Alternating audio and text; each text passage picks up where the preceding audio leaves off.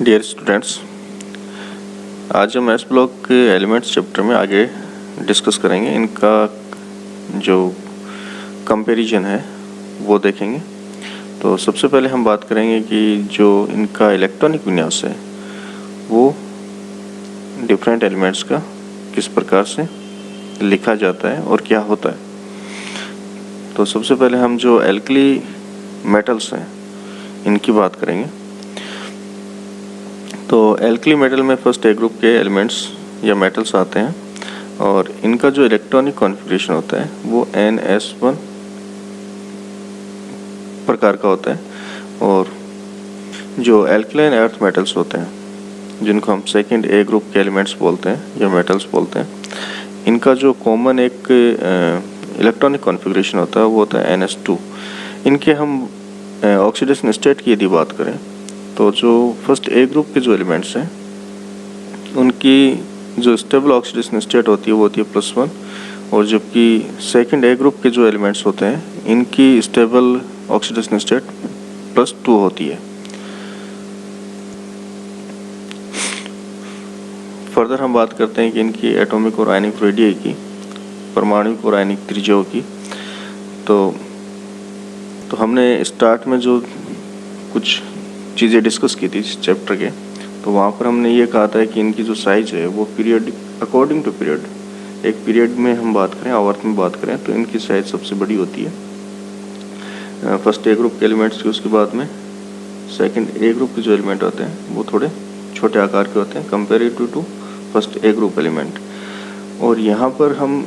Generally जब comparison करते हैं एटॉमिक रेडियस या आयनिक रेडियस की बात करते हैं तो एक कुछ डिफरेंट जो साइज़ है वो हमें यूँ लगता है कि जैसे मतलब नोबल गैसेस हैं उनकी जो एटॉमिक रेडियस वहाँ हम देखते हैं, उनकी वैल्यूज जब देखते हैं तो वो हमें काफ़ी बड़े आकार की मालूम होती है, या हमें जो वैल्यूज दी गई है वो काफ़ी लार्जेस्ट साइज़ की होती है इन ए पीरियड। एक्चुअली वहाँ होता क्या है कि बाकी जो एलिमेंट्स होते हैं उनकी हम एटॉमिक रेडियस निकालते हैं क्योंकि उनके द्वारा कुछ कंपाउंड्स फॉर्म किए जाते हैं, कुछ मॉलिक्यूल्स फॉर्म किए जाते हैं जिनके बेसिस पे या जिनको हम यूटिलाइज करके उनके बीच की इंटरन्यूक्लियर डिस्टेंस निकाल लेते हैं और उसके बेसिस पे हम उनकी आयनिक रेडियस या जो एटॉमिक रेडियस है उसको हम बता सकते हैं। लेकिन जो नोबल गैसेस होती हैं उनमें इस प्रकार का कोई बॉन्ड फॉर्मेशन नहीं होता, कोवलेंट बॉन्ड या अदर टाइप्स जो बॉन्ड होते हैं वो उनके बीच में नहीं पाया जाता। उनके बीच में वीक इंट्रैक्शंस पाई जाती है जिनको हम वान डेर वाल्स फोर्सेस के नाम से जानते हैं। और यहाँ पर जो वैल्यूज दी जाती है वो actually van der Waals radius की होती है, न कि एटॉमिक रेडियस की होती है। तो हम बात करें कि जो एल्कली मेटल्स हैं उनकी हम जो परमाणुक या जो मेटेलिक रेडियस है, यहाँ पर हम दोनों प्रकार की रेडियो को हम देखते हैं, एक एटॉमिक रेडियस, एक आयनिक रेडियस। तो लिथियम से हम जब फ्रेंशियम की ओर जाते हैं एक वर्ग में ऊपर से नीचे की ओर चलने पर हम देखते हैं कि जो परमाणुक त्रिज्या है वो बढ़ती चली जाती है और इसी प्रकार से जो आयनिक त्रिज्या है वो भी बढ़ती चली जाती है। सेम हम बात करें कि जो एल्कली मेटल्स के बाद जो एल्कलाइन अर्थ मेटल्स है सेकंड ए ग्रुप के जो एलिमेंट्स हैं उनकी एटॉमिक और आयनिक रेडियस, तो ये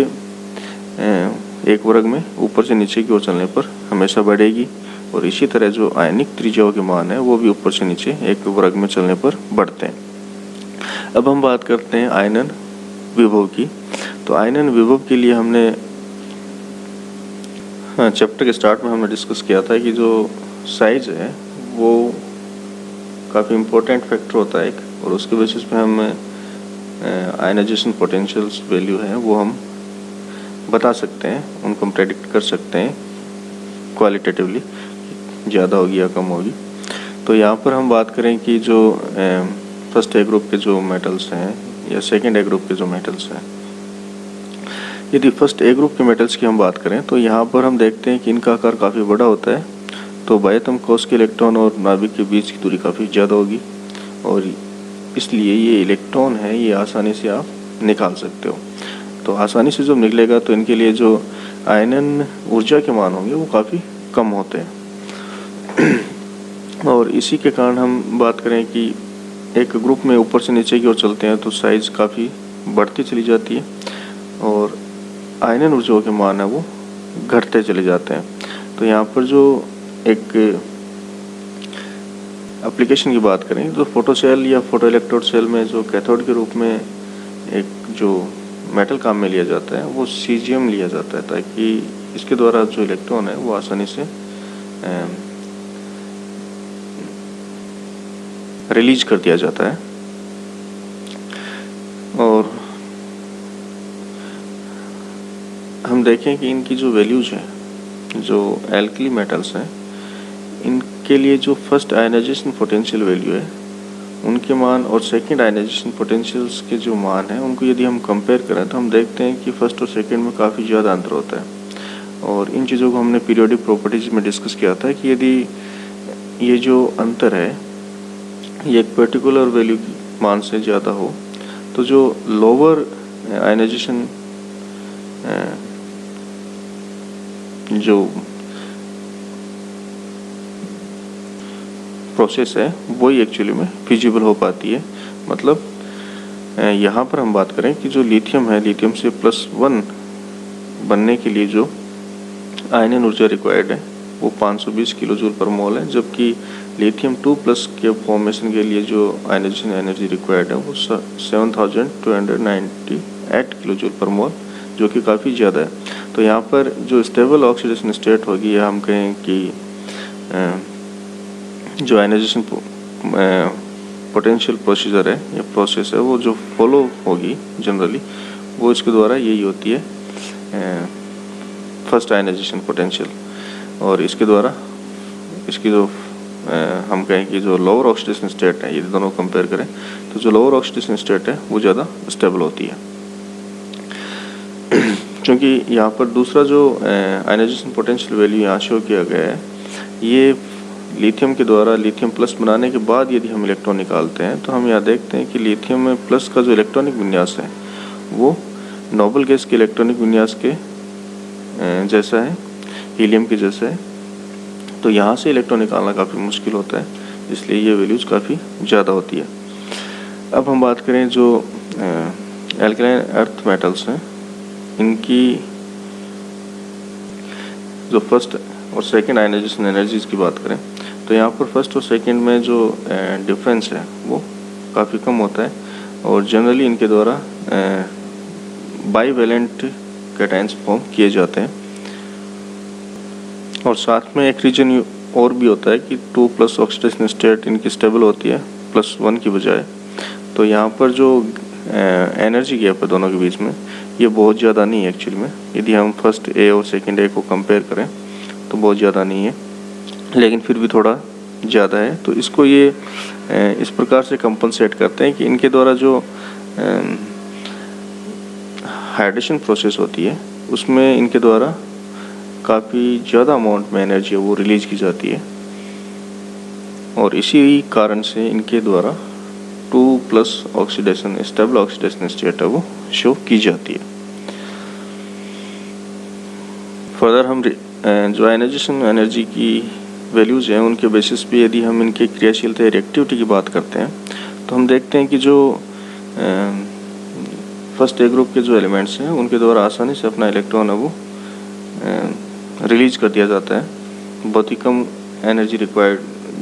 उनके लिए होती है। तो यहाँ पर हम देखते हैं कि इस प्रकार के जो एलिमेंट्स होते हैं ये बहुत ज़्यादा रिएक्टिव होते हैं और इतने ज़्यादा रिएक्टिव होते हैं कि इनको हम ओपन नहीं रख सकते। जो एटमॉस्फेरिक गैसेस है उनके कांटेक्ट में हम इनको डायरेक्ट नहीं रख सकते। और जनरली आप लोगों ने देखा होगा कि जब भी लैब में आप गए हैं तो वहाँ पर जो सोडियम मेटल्स होते हैं उनको हम पर्टिकुलर केरोसिन ऑयल या किसी इस प्रकार के लिक्विड में रखते हैं जो कि न्यूट्रल होता है, उदासीन ध्रुव होता है, ताकि ये रिएक्टिव जो रिएक्शन है वो न कर सके। जनरली हम बात करें कि जो सोडियम है वो ऑक्सीजन के साथ में जो एटमॉस्फेरिक ऑक्सीजन है उसके साथ में सोडियम ऑक्साइड फॉर्म करता है। यदि हम फर्दर बात करें तो सोडियम ऑक्साइड है वो वाटर मॉलिक्यूल के साथ, वाटर के साथ सोडियम हाइड्रोक्साइड बनाता है और sodium hydroxide atmospheric carbon dioxide के साथ मिलकर